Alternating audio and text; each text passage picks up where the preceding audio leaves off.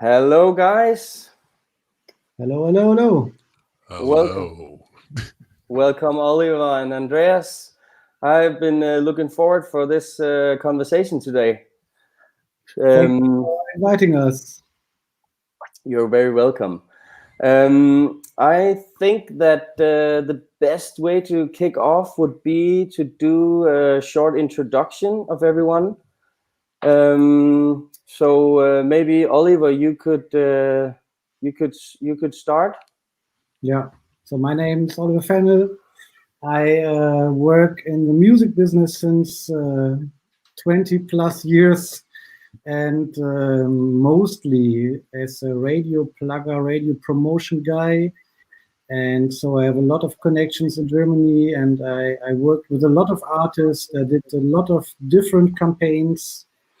And since 7 years, I built my own business, and I now have two companies. One is a promotion company with John, where I just go out and plug the songs and talk to the radios, and the other one is more like a service company where you can just send out music to the programmers. And this is what I do in different countries, but mainly in Germany, of course.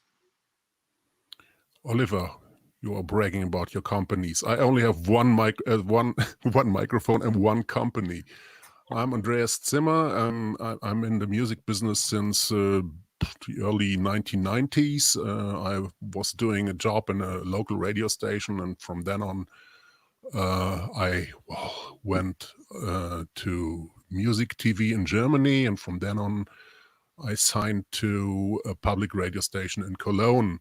And since around about 20 years, I'm a freelance journalist doing interviews and all the stuff a freelance journalist needs to do, and present it and offer it to several radio stations all over Germany. So he talked to all the big names. Yeah. And that's so cool, Andreas, because it seems like you've been around a lot, basically the same as Oliver, but it seems like you've done lots of different things. As I understand it, you've been a music editor, radio host, Yes. Head of music. You've worked with several radio stations, been a radio journalist, and working as a consultant for the industry, record labels and agencies and so on.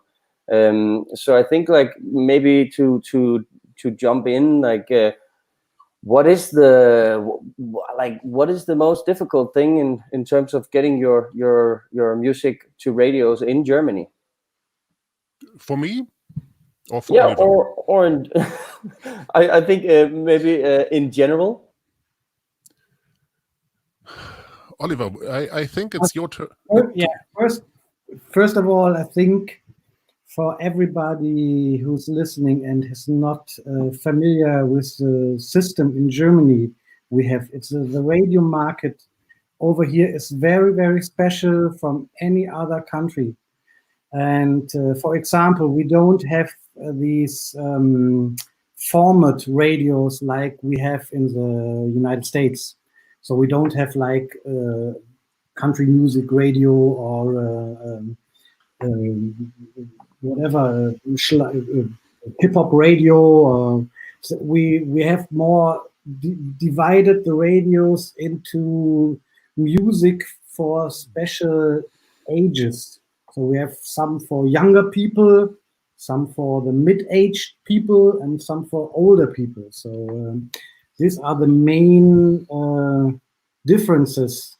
But the differences between these radios are melting together now, because they are playing more and more nearly the same music, only the way they talk to the audience is different now.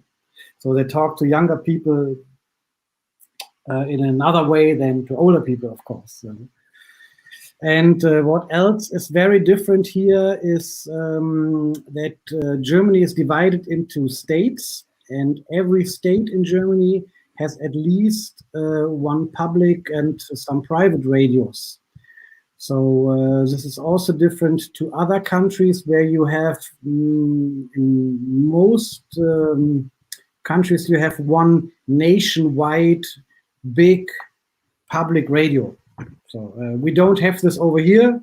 We have one nationwide, but it's not music-driven, it's more cultural and news-driven. So, but if you want to reach out here, the good and the bad thing at the same time is you have to talk to a lot of radio stations. Oliver, let me just jump in here. Can you tell us how many radio stations we do have in Germany, roundabout? Yeah, I wrote that down somewhere. I can tell you that currently 440. What? 440 stations. I can tell you that currently WARM is monitoring about 800 radio channels in Germany. And this is one of the best things from WARM when you work as a radio promoter. You see also what is happening in the channels, because usually if you do Airplay monitoring in Germany, you can only see what on the normal radio stations is happening. But with WARM, you see also the channels, which is very interesting because sometimes this is the first step into the market. It's easier to get added to a channel than to an on-air radio station by the same programmer. But to go back a step, it sounds like that my takeaway from this is that it is more about let's say age groups than it is about genres. Is that correct? That's true. Like Oliver said, all the channels are kind of melting their music flavor together. So it's really difficult to detect by tuning into a radio. What are they aiming?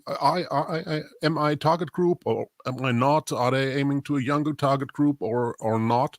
That's difficult. You need to listen closer to it to find out. Like due to the moderations or the presenting or the jingles, the music sound, I mean, it has been very similar before. Even I have heard stories about like the radio stations playing like 85% are playing the same kind of music. Which means there, of course, there is one dance station. Maybe now it's two. Of course, there is one rock station. Maybe that's two now. But all the rest, they are like playing pop music, AC format. Okay, that's interesting.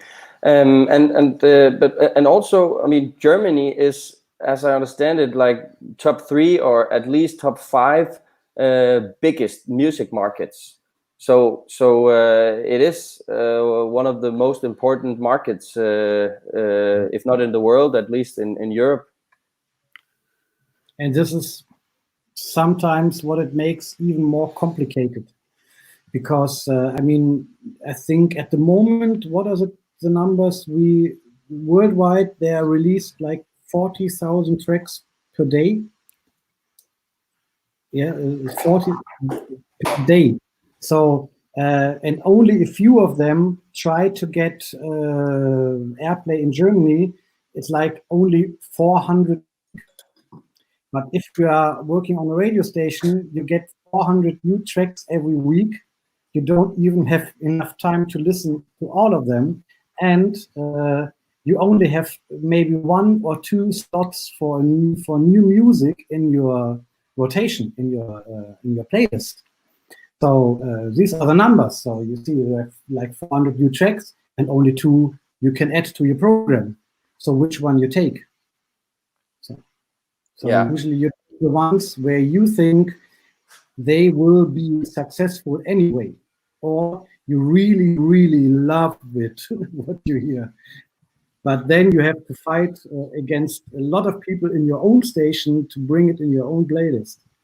Yeah, and maybe this is a little bit to Andreas's work. I mean, how independent can a radio host or radio DJ be I mean, I guess it's depending on the type and the size of the radio station. I guess a small alternative or college radio can act obviously much more independently than WDR2 or a larger terrestrial radio. But can you tap into a little bit on how to select music and how independent it is from the curator? I'd like to say every bigger radio station, regardless of it's commercial or public, it's almost impossible for the host or the DJ to really put his songs or his favorites in.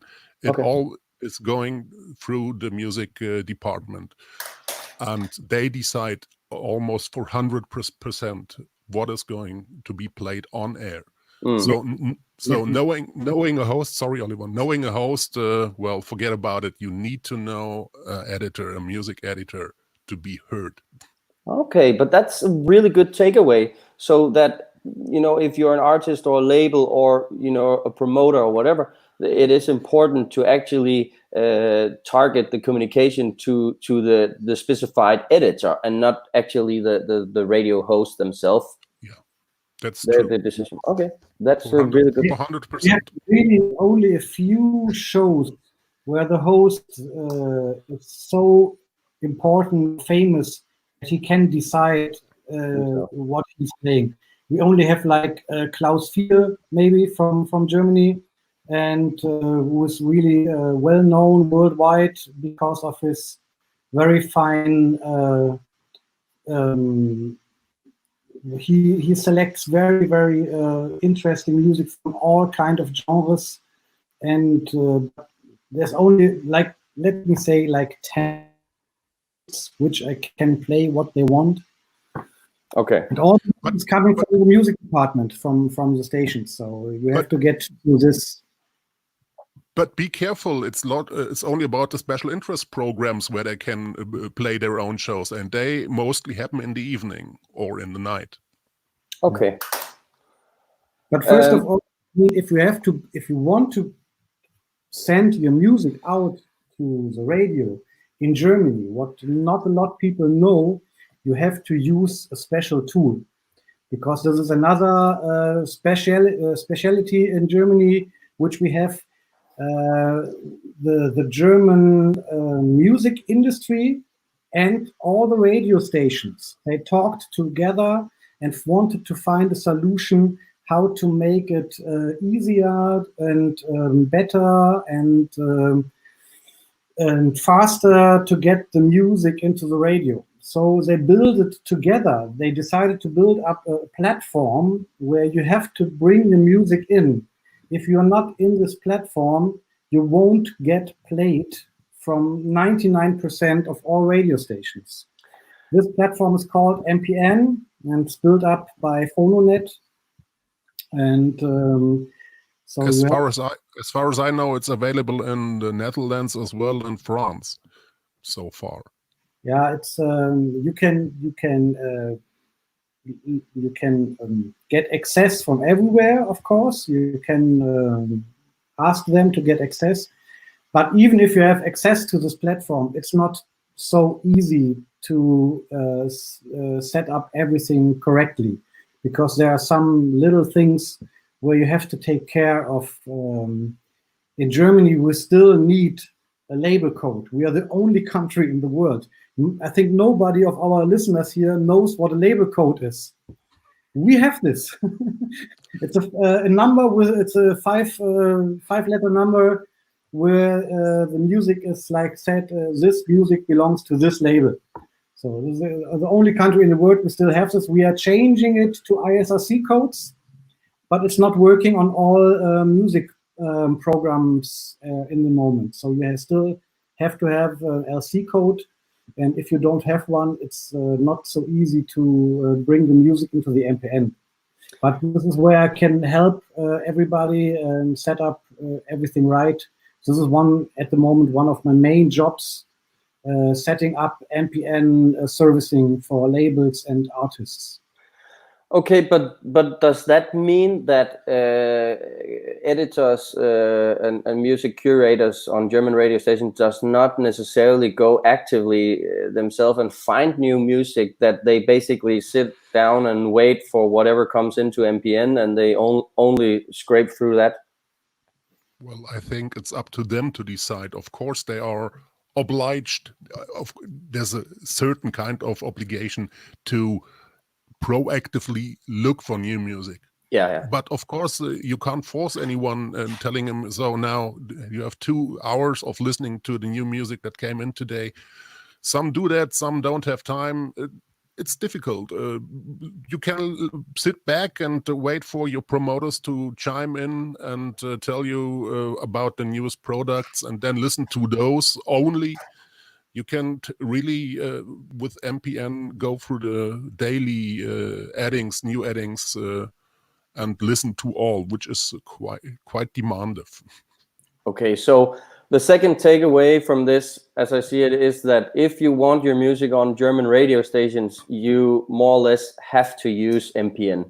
Yeah. And preferably with someone who has tried it before, so you set everything up correctly, so you have the biggest like opportunity. my colleague here on the site is in the chat, Andrew. Hi, Andrew. He's just commented. It's also available in Switzerland and Austria. Yes, that's right. You need a separate account, but I don't have very good. Was heißt das? I don't like it very much, the service in Switzerland and Austria, because it's not really helpful there. Okay. They don't use it very much. They have it there, but they don't use it very much. We have a question here. How much does it cost to use MPN? Is it free or do you charge per station or? I can tell you exactly. This is also very funny. It's like you can separate this differently, and if you want to reach out to everybody who is connected to MPN, these are like 300, 500 contacts, which is not only radio but mainly radio. If you want to put it out on to everybody, it's 220 euros. But no matter if it's a single track, the EP per campaign. So this makes no difference, which is on no other platform I know like this.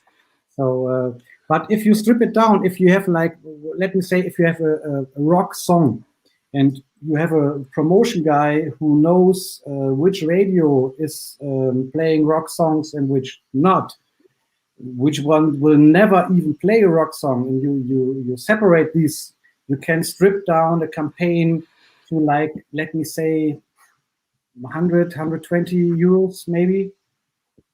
So then you have reached out to the radio stations which really can use your song. On the other hand, I'm from the other side of the desk. As a freelance journalist, you can apply for an account, and you can apply for a free radio journalist account, but you need to prove that you are a radio journalist. If you want to download stuff from NPN, like being a broadcaster, or I don't know what reason you could have to download it, you need to pay. I don't know how much. So all the radio stations are paying for the right to download the stuff. Okay. Which means you pay to get in, and you get paid. They get paid to get the stuff out. But this means nice concept. Yeah, absolutely. I think that the concept in itself is quite good, because it gives like a specific road to how you get your music to radios. Then maybe it's more difficult because that's the solution everyone uses, but regardless, it is easier to have one gateway in a country instead of having to manually target all kinds of radio stations. So I think that is it seems like that is the way to do it in Germany. Speaking of that, so what I understand here is that MPN is what everyone uses. So I guess that is both the record labels, the radio promoters, the artists and I guess the major labels as well. It makes it so easy for the radio stations. If they want to play an album or a track, they just click on the track and they have all the metadata in the system. So the ISRC codes, the lyricist, everybody. So they have everything in there, and they also have access to the informations, to the cover, the artwork. And so everything is in one platform then. So this is so, because it was a long time ago, I can remember that in radio stations they had these cards with everything written on it, like it's composed by, and they had to, if they planned their music schedule, they had to write down everything. So that also means, I guess, that there is the situation that I know some years ago was that many radio stations preferred still actually a physical promotion, like CDs or whatever. I guess that is, we can say that is history now, or what? Yeah, over the last years, it really became history. Sometimes it still makes sense for a high quality album, because everybody, of course, wants this. And sometimes if it makes sense to send it out to get special, really, that the people really see, okay, this looks great, feels great, but it's gone. Let me say like it is. When I order, like for album promotion, I order like 10 or 15 CDs. That's all. And that was like 150 before. I can see that we got a couple of questions that we probably already talked about, but just to repeat that some people can't find MPN. So MPN is for Music Promotion Network, and if you Google that with Germany, there is a great chance you'll find it. But I have tried it, and it's actually not so good in terms of SEO optimizing. But maybe some of them listen, so they can optimize it. Yes, really can tell you, you should really ask a radio promotion guy in Germany to set up your MPN campaign. Everything else is pain in the, so you can get access from. Understood. Somebody asked from outside GSA. Yes, you can get access from outside GSA, but it's not really helpful. Well, and we need to. But I guess we need to acknowledge there are, like, let's say 5 other platforms, but they are not as big, but they are cheaper. But I guess so. Let's say you are an artist in New York. Could you submit your music to MPN, and or would you say that is a long shot? You should use a professional. Yeah, but I mean, it doesn't matter if you're not from Germany, because I'm assuming. Yeah. No, it's everybody is there, of course. Like everybody who wants to get heard on the radio has to put his music in. So no matter if it's an independent DIY artist, or if it's a small jazz label from Brooklyn or whatever. So you have to be send your music to this platform, because it is so easy for the radio guys to get all the data from there. So Oliver, Oliver, have you ever checked out how many songs there are new in Germany every week? Yeah, I say, like, at the moment it's like 300 to 400 every week. So this means if you are taking the chance and trying to get your stuff into MPN, you need to compete against 300 to 400 other titles which are released the same week. Yeah.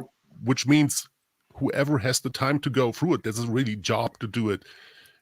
You need someone not only to upload your stuff to MPN, but to go into the music departments and tell someone about, hey, there's some good music, to put a bit of power behind it. So to raise the chances, the typical promotion job, to raise the chances to be heard, at least. Otherwise, you'll just be a drop in the ocean. Yeah. But for really good money.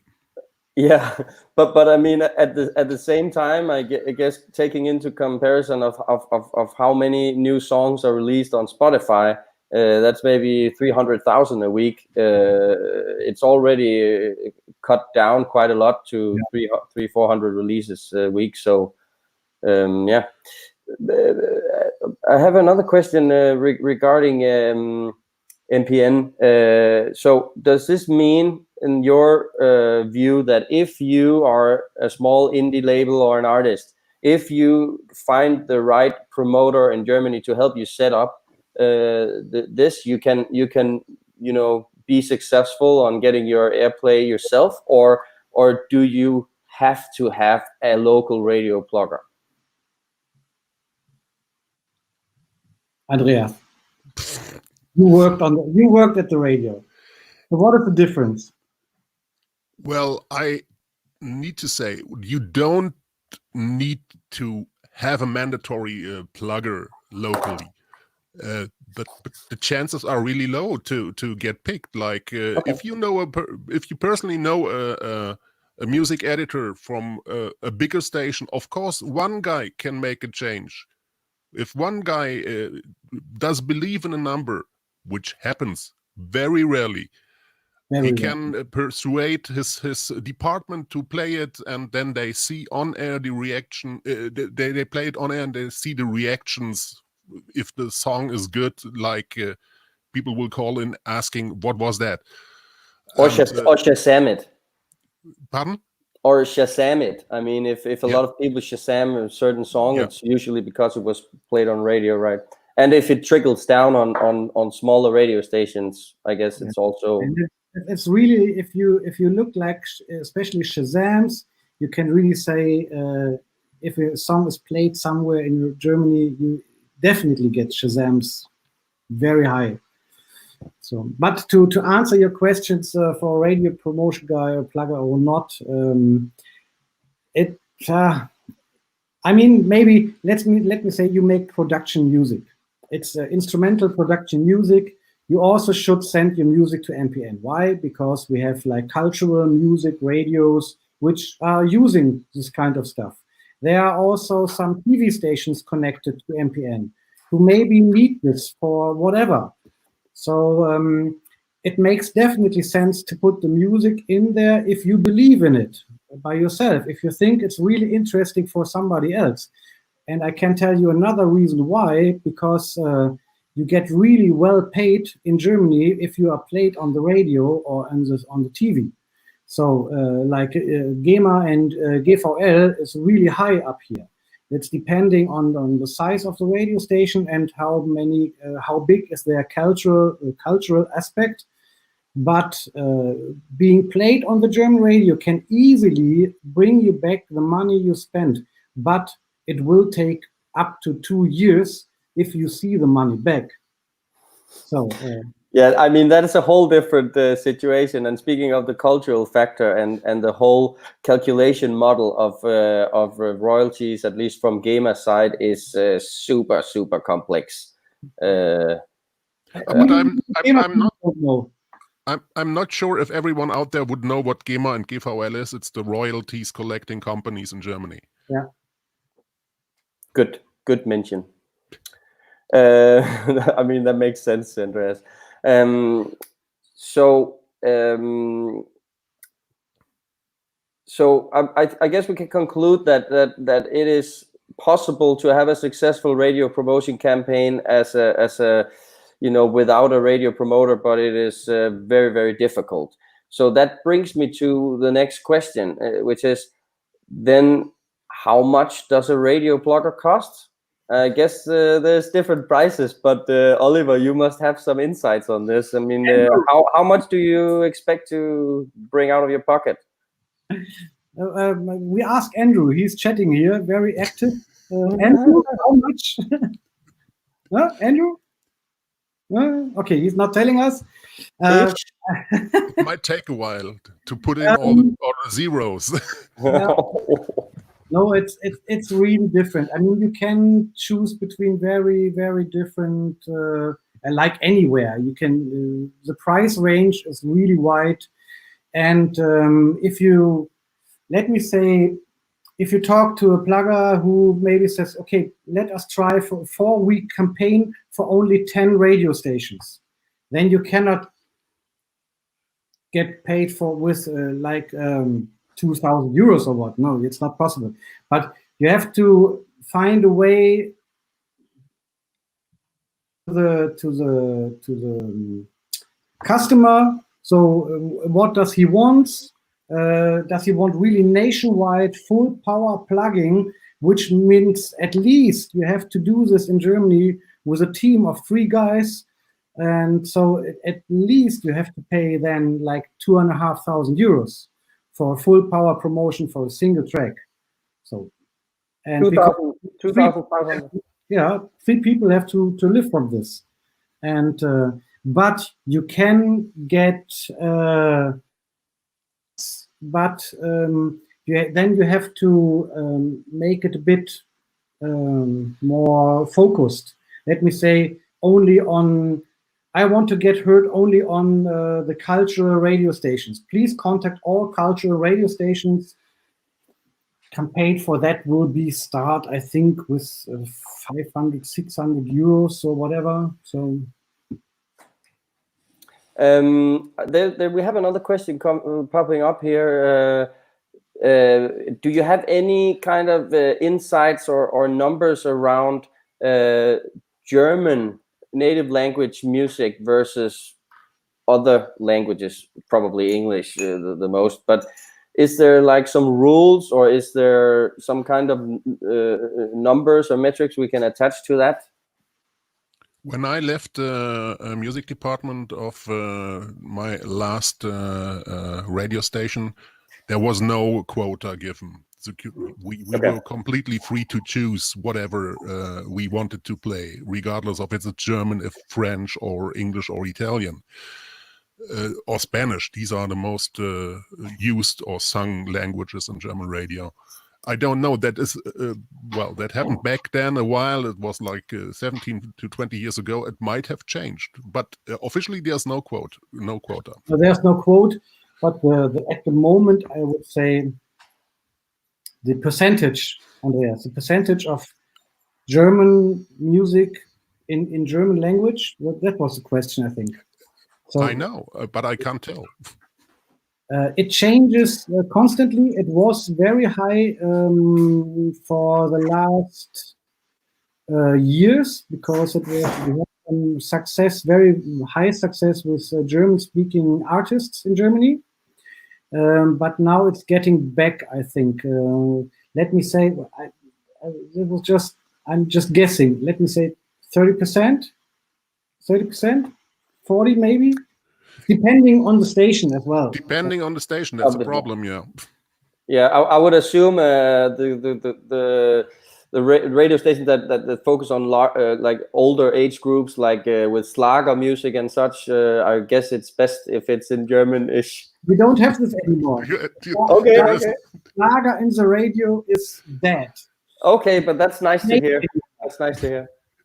No, it's not nice because I mean, I just don't listen to a lot of Schlager, to be honest. Yeah, but well, let's mention here Helene Fischer, which is one of the in the top 10 of the best-selling female artists, and she's just releasing in Germany German Schlager dance music.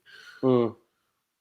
So she has difficulties getting onto the radio then. Of course. Yeah. And of course, the radio guy from Universal would come. I think she's signed to Universal. Would come and tell all the radio station, "Hey, you need to play her because she's high up in the charts." And all the radio stations are like, "She doesn't fit our music sound. Please go away." And that's the eternal fight, I guess. I guess it's because they're also trying to reach in somewhat a younger audience, or what? Because I mean, if you're a radio station that target like 60 to 80 years old or whatever, then why not push like Schlager and classical music? And they changed the formats. Mostly all the radio stations which played the German Schlager or classical music, they are now playing They are now playing like oldies from the 60s and 70s, most in English. And Lila is just mentioning that all the bigger stations have a Schlager channel. That's right. That's real. The Schlager channels are still there. And they were also monitored by Warm, by the way, which is very nice, because I found out that one of my artists get massive airplay in some Schlager channels, which I never heard before from. So that was really surprising. And but I want to come back a bit to the topic, like who can or who should set up a campaign in Germany, or what, because everybody, every DIY artist and smaller labels, what they really should be aware is, if you want to get played in Germany, you have to you have to show some kind of success. The more, the better. So if it's like, if you are an Instagram superstar, or you have like 1 million follower on Facebook, or you have to show the people what is the story behind you, what is your success story, and why is your song, because the quality mainly is high on a lot of recordings, but why should they choose you? What is the difference? So set up your social media properly before you go out to radio, because what are the radio stations do at the moment? Because they are so they don't know where to look at the moment. What is important to select the music, the new music? What are the important facts? So they look on Instagram, they look on Facebook, and now they look on Spotify as well. Where you can see a lot of different things on Spotify. What is actually the most played songs from the band? Where the streams are coming from? Which countries? Maybe is there an important playlist for like German pop music, or top 10 Germany, or whatever, which they maybe missed. So set up everything of these things where you can see success properly, and then go out to the radio. So I guess that could also be like results on radio in different countries, for example. I mean, I know that a lot of our users on the Warm platform uses the results on radios, either on smaller radio stations in certain countries or territories, or from basically around the world to show some kind of traction. I guess equally with if you have reached some kind of important playlist, or you have a great story, a narrative, or something that can trigger the editor or the curator. I guess, right, Andreas? Right, that's extremely right. Even nowadays, they want to see success. They want to see that the title or a band is work. They work with the music, and there is a response from the audience. Yeah, in the best matter, they want to participate of this success that's always already there. Yeah.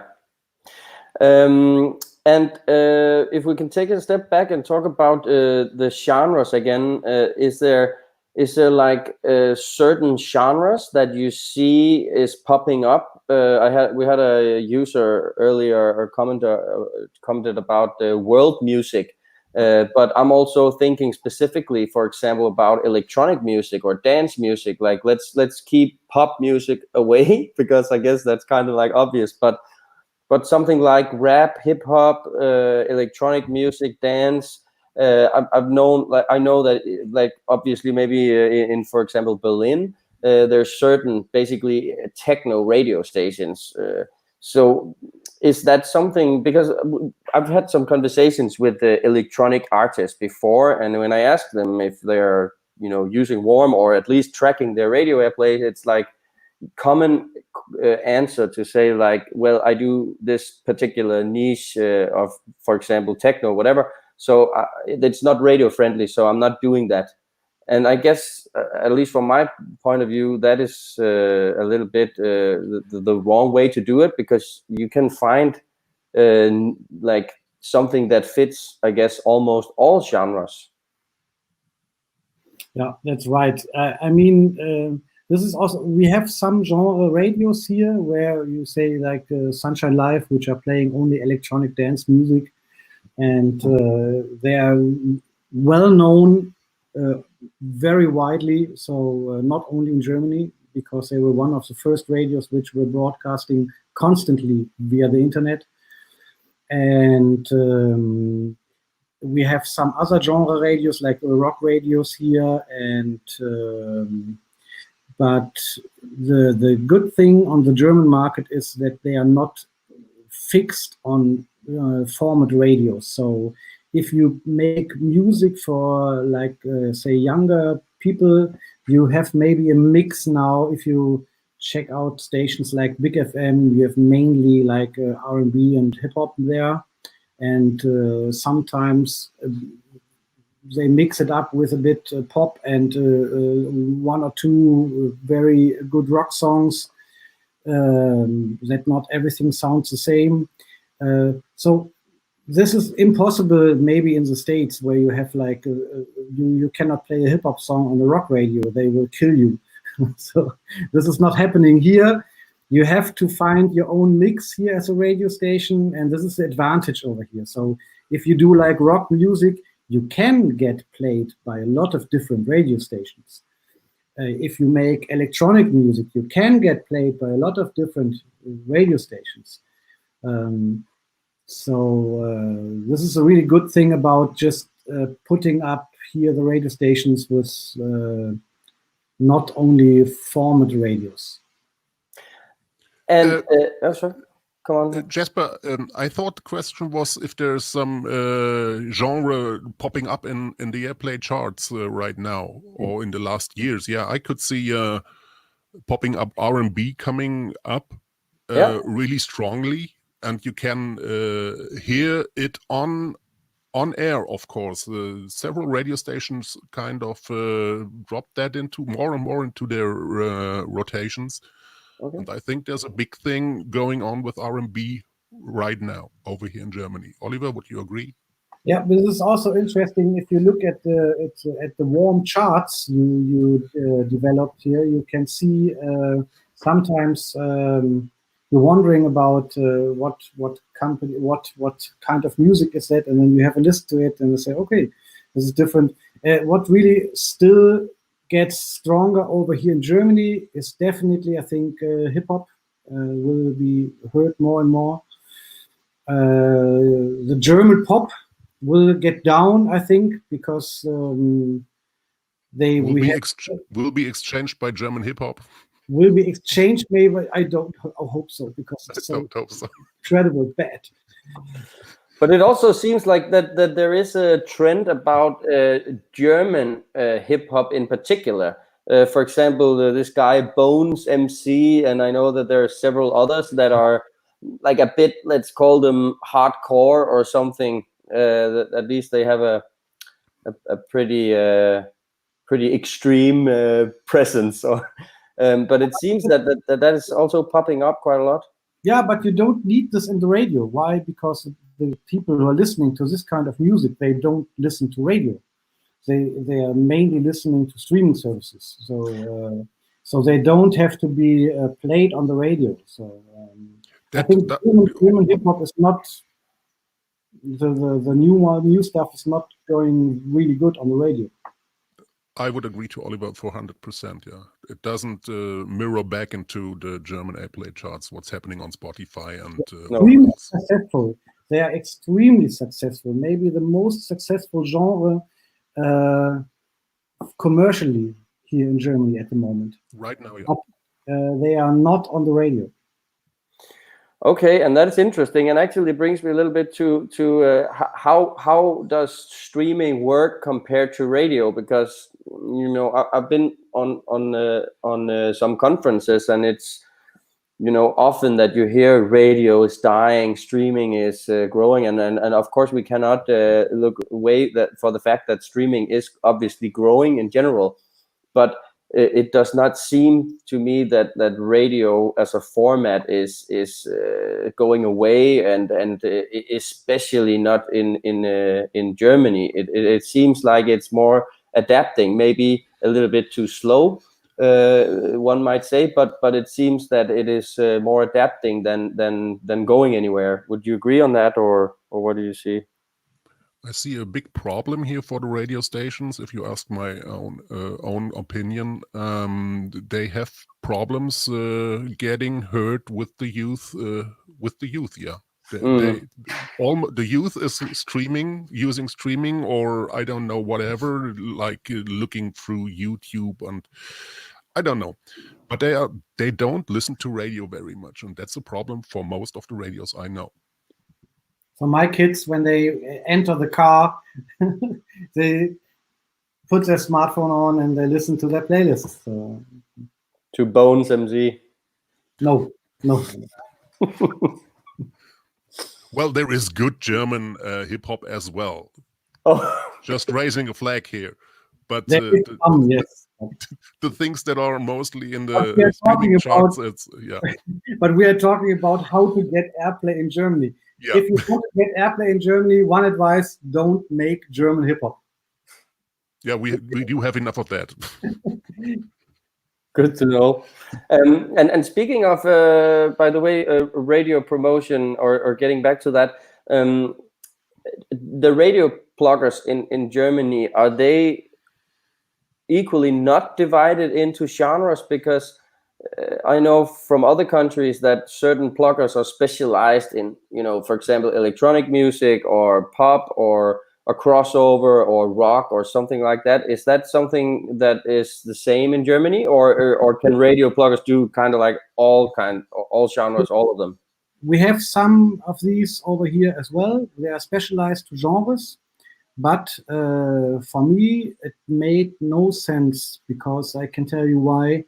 If you have like only 10 rock songs and you go to a radio station and you have a really smart guy sitting there who likes you really much, you say, okay, I would choose one of yours. Please tell me which one. So you have to one rock song out of 10. So, yeah. But if you go to him and he has a rock special show and a hip hop show and maybe plays pop music as well, you go with a rock song, say, okay, can maybe play this in your rock show, this in your hip hop show, and can listen to this for the playlist, for your overall playlist. You have a much bigger variety which you can show up, and if you have only 2 slots for newcomers per week, it makes no sense to go there with 30 similar tracks. That makes sense. But on the other hand, if you are specialized in like making rock music promotion, we have some companies over here which are doing this. Then the guys who are playing rock music even better than I do, because I have sometimes every month, maybe once, I call them. But if you are specialized on rock, you maybe call them every week. So it's different. So on the other hand, being a music editor, you know what to expect from which guy. So if I read a name on the screen, I know with some guys or some girls or some agencies what to expect from them, which kind of music to expect from them. So And does that transfer into results as well? Because I guess if you spend 3,000 euro on a campaign, I mean, you obviously, when you hire a plugger, you cannot necessarily, you cannot. There's no guarantees, right? But at the same time, I guess radio pluggers want, a lot of campaigns to work with. So I guess maybe that's for you, Oliver. But that there has to be a balance in that, right? And what can you expect if you spend 3,000 euro on a campaign? Can you be so unlucky that nothing happens, or can you have at least some expectations on that? Let me say it like this: you can spend easily 3,000 or 5,000 euros for a campaign easily, and without getting any playlists. It is possible. I mean, it depends, of course, on the song, on the setup, on everything. When you go out with a song, it's what else is out at the same time, which time you go out. It's depending on so many things. But in the end, you know everything what was wrong, but not before.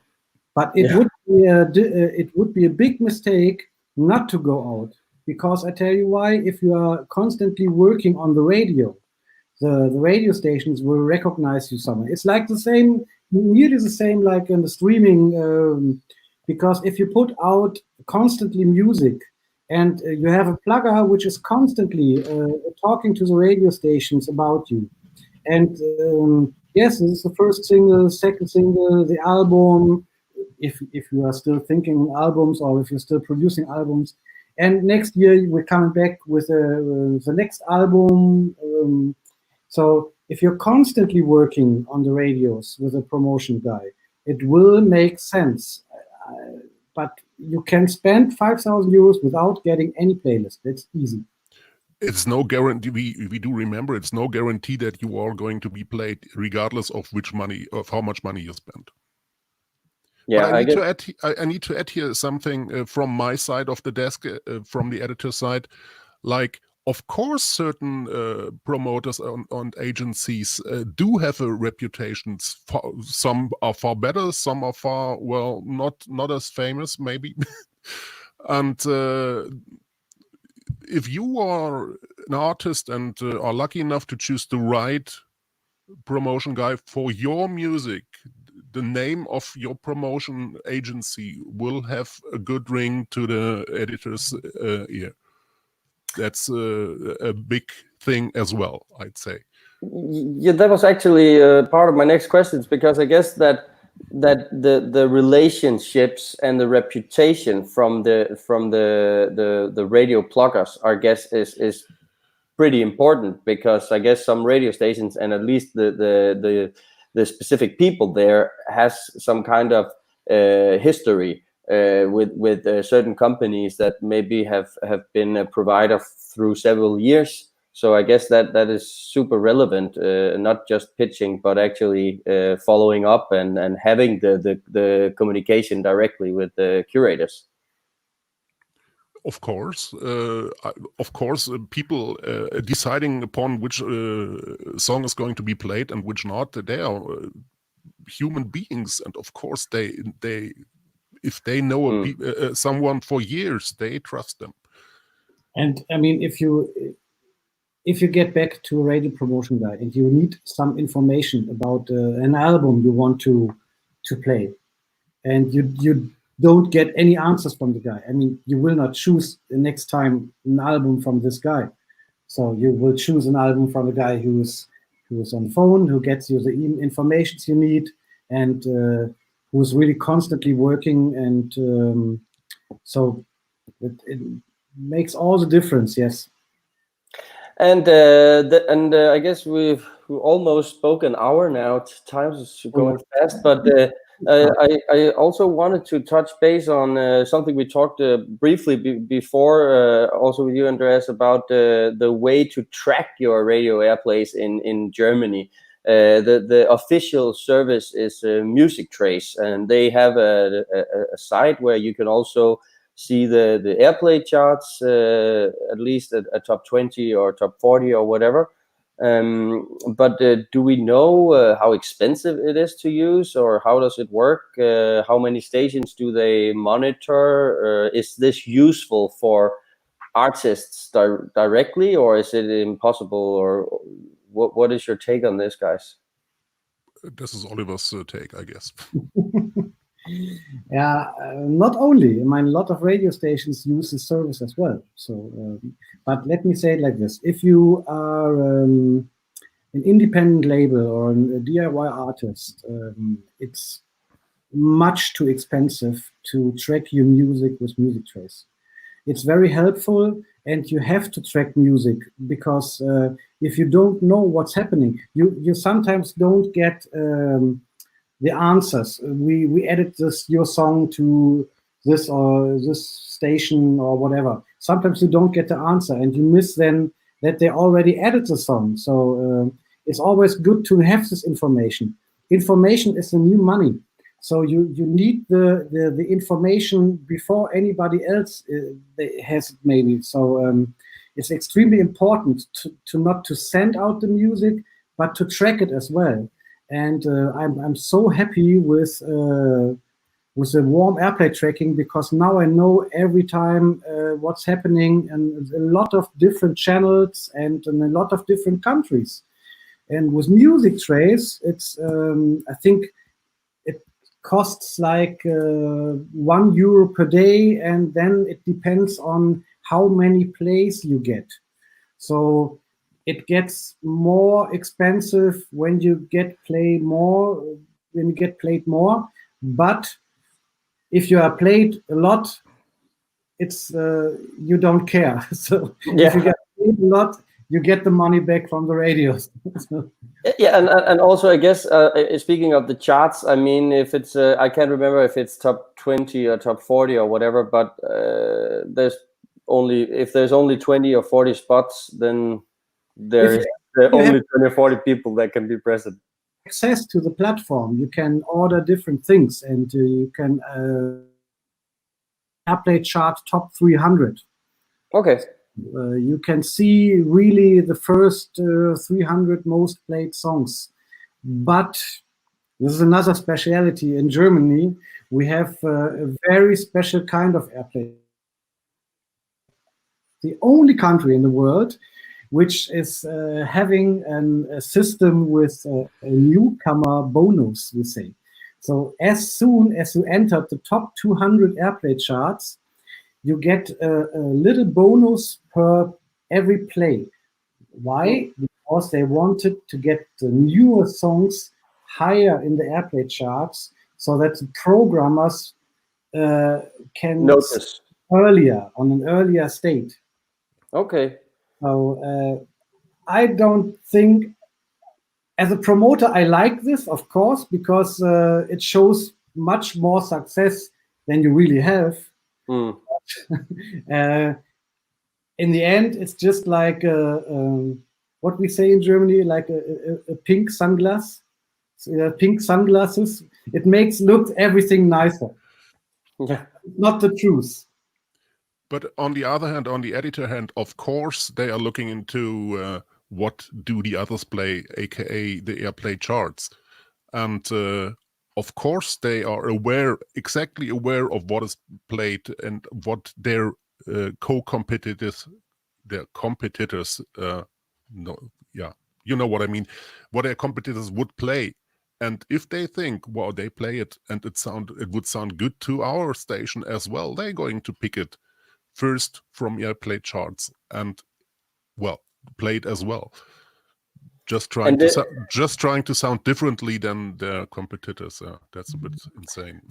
And is there any transparency to the population or in general about how the charts are calculated? Because in terms of what you say, Oliver, then it seems like that there is some sort of calculation model or something that I guess that some stations weigh more than others and such. And so how do you figure that out? Related by how many people are listening to the station.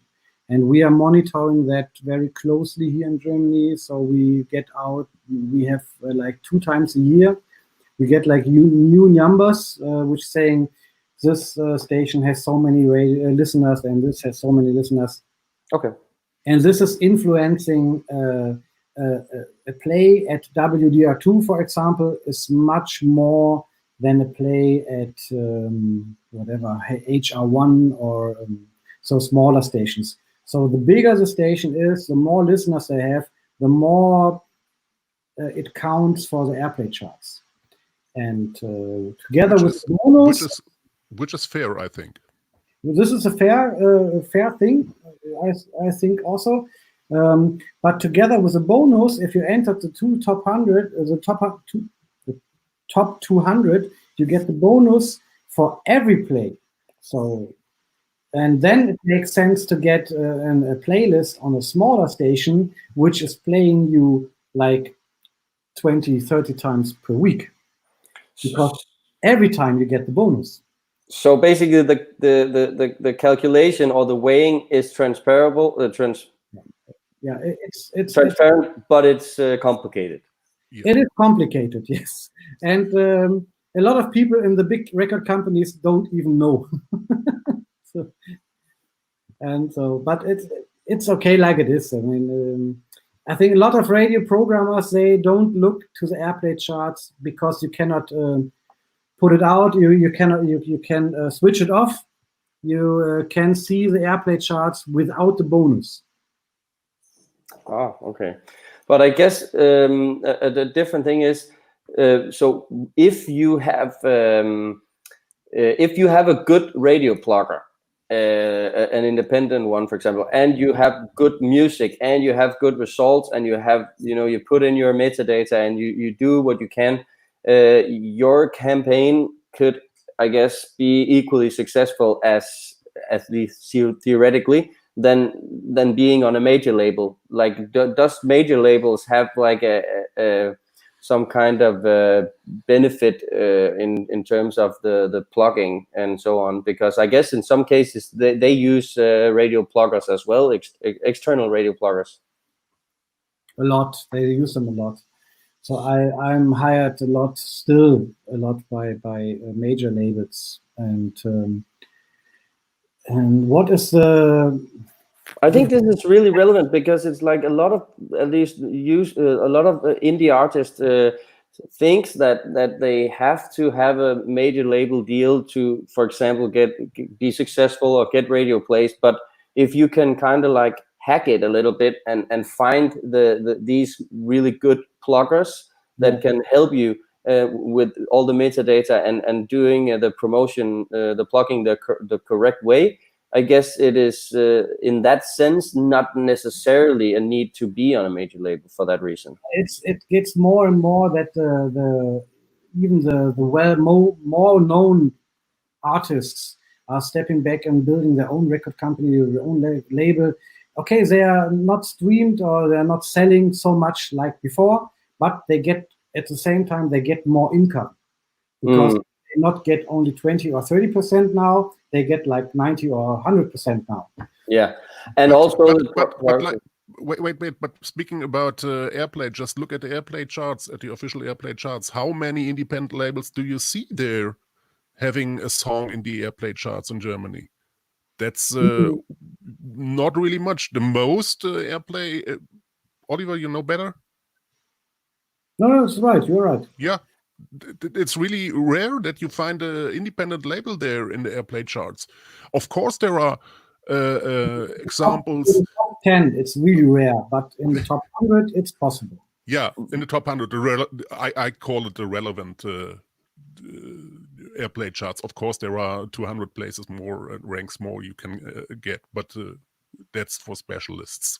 But I guess this is also because that there is also a lot of international repertoire on these. So when Rihanna or Justin Bieber or whatever releases a new single, it will get pushed, of course. And there's a shit ton of money from major priority artists.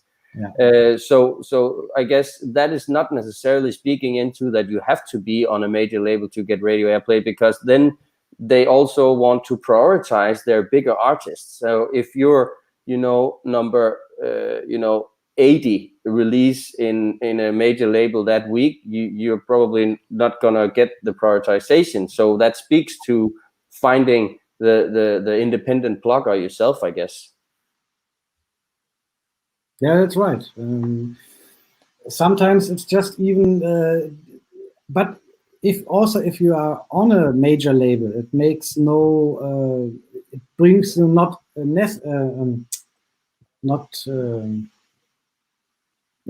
It's not a benefit. Not a benefit. It can, if you are like number 40 on the priority list. Yeah. They're only going to look at the top 10 probably. That's right. That's if of course I had contact with some local artists who asked me, what can I do? Should I sign a major label deal or not? And I said exactly what Oliver just mentioned. If you are not priority one, you can completely forget it. They are just presenting your stuff. So the guy from the record company comes, opens his suitcase, and then puts out all his stuff, and then he comes to, well, here is my number one, and this is my second priority, and this is my third priority. So if you want that people are really working with your music in your sense, I would always suggest to go to independent label. Sometimes you also have like artists who are worked by a major company who order to be sure that somebody is working on the music. So yeah, I guess the take here is that it is better to be a big fish in a small pond than to be a small fish in the ocean. Yeah, it is. Yeah, that's great, guys. I saw more aspects here. We could talk like we could talk forever.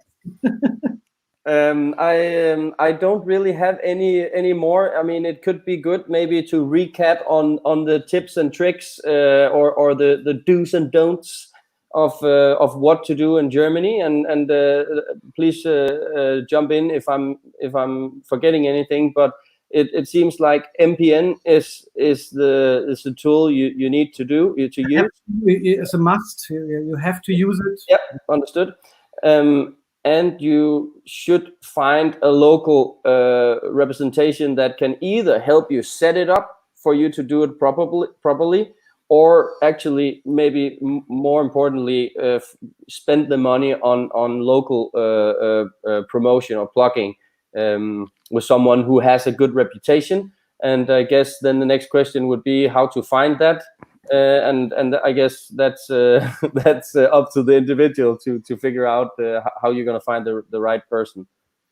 Yeah, it is like at the moment I think we have not enough pluggers in Germany. Oh, interesting. We have so many interest here, and because we are one of the top countries, top music markets in the world, everybody wants to be here. But we only, I mean, I cannot work with 30 priorities, so it would make no sense because it's not fair for my customers, and so I have to keep the numbers smaller. So, but what I also want to say is, if you want to set up a campaign, use MPN to find somebody who's doing a bit groundwork for you in Germany.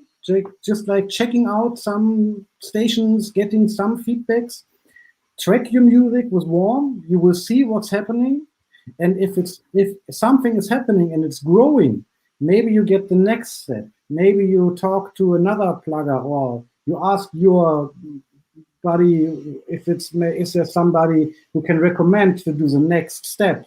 So develop. You don't have to start with a 5,000 euro campaign. You can start a smaller campaign and then just let it grow. And let that be the last words. I think this was a really, really good conversation, guys.